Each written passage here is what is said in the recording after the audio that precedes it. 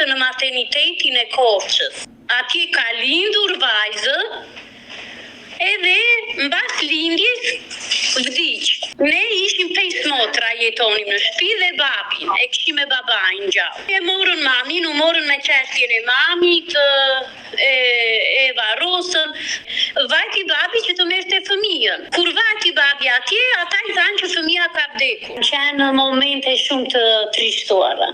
Shumë kemi vuajtur. Mësuam edhe për motrën. E vështirë. Babai u dha lajmin e hidhur? Babai, vajti ta merte, na dha babai lajmin.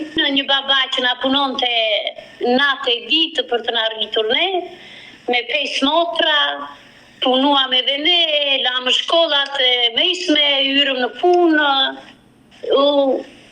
u bë jeta shumë e lodhshme pastaj.